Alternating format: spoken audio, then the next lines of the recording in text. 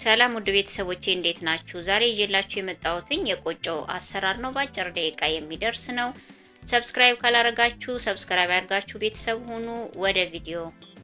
በዋነኛነት የሚያስፈልገን ግብአት እርጥብ ቆጮ ነው። 1 ማንኪያ ኮረሪማ ጨምሬበታለሁኝ። እንዲሁም 1 ማንኪያ ሚጥሚጣ ጨምሬበታለሁ። ሚጥሚጣ የጨመርኩበት ዋነኛ ምክንያት አንድ አይነት ቆጮ ብቻ መጋገር ስለፈለኩ ነው። 2 አይነት ከለር ያለው ቆጮ መጋገር ስትፈልጉ ያቦካችሁትን ሊጥ አካፍላችሁ አንዱን በነጭ አንዱን ደግሞ በርበሬ ጨምራችሁ አንዱን ቀይ ቆጮ አንዱን ነጭ ቆጮ አድርጋችሁ መጋገር ትችላላችሁ።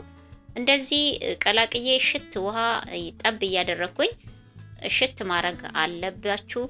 በደንብ ሽት መደረግ አለበት፣ የጓጓላ ነገር ውስጡ ላይ እንዳይኖር ማለት ነው። በዚህ መልክ ይውላችሁ ቆንጆ ሆኖ ቦክቶልኛል። ኮባዬን አጥቤ አዘጋጅቻለሁኝ። እጠፈጥፈዋለሁኝ። አሁን ከኮባችሁ ስር ላይ ከመጠፍጠፋችሁ በፊት ከኮባችሁ ስር ላይ ሰፌድ ነገር ማድረጋችሁን አትርሱ። ምክንያቱም ምጣዱ ላይ አንሸራተን መክተት ስላለብን ማለት ነው። ይዘን ብድግ አድርገን እና ምጣድ ላይ እናረጋለን ማለት አይቻልም። ቆጮ ሲጋገር ይቆራረስብናል። ከስር አስቀምጣችሁ እንደዚህ ነው፣ ሰፌድ አስቀምጣችሁ ነው መጠፍጠፍ ያለባችሁ። ምጣዴን ለኩሼዋለሁ ቀደም ብዬ ይውላችሁ ምጣዴ ላይ አደርገዋለሁኝ። እንደምትመለከቱት እንደዚህ ሸርተት አርጋችሁ ቁጭ ታረጉታላችሁ ማለት ነው። እንዳይደርቅባችሁ ነጭ እንዳይሆን ትንሽዬ ውሃ ታርከፈክፉና ክድና አርጋችሁ ለተወሰነ ደቂቃ ትተውታላችሁ ማለት ነው።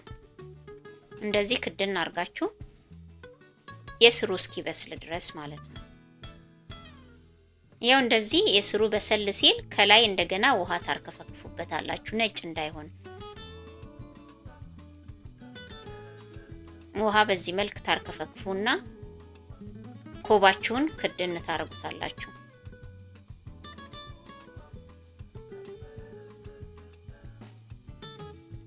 ከላይ ኮባ ክድን ታረጉና ምጣዳችሁን ትከድናላችሁ። ሲበስል ደግሞ መልሰን እንገለብጣለን። ይኸውላችሁ እንደምትመለከቱት ገልብጬው ተገናኘን። ቆንጆ ሆኖ በስሏል። የስረኛው ውሃ እንደዚህ ረከፍከፍ አድርጌ ከድነዋለሁ የስሩ እስኪበስልልኝ ድረስ።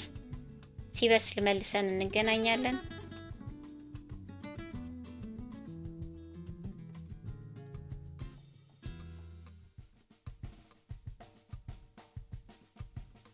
ያው በስሎልኛል እንደምትመለከቱት ቆንጆ ሆኖ ምንም እንትን የሌለው ቆንጆ ሆኖ ነው የበሰለው። እንደምታዩት ቆራርጬ ደግሞ አሳያችኋለሁ። ይሄው እንደምታዩት ቆራርጬዋለሁኝ። ቀምሼ አሳያችኋለሁ። እንደሚጣፍጥ ተስፋ አደርጋለሁኝ። ሞክሩት፣ በጣም ይጣፍጣል። ቀጣይ ቪዲዮ እስክንገናኝ ደህና ሆኑ።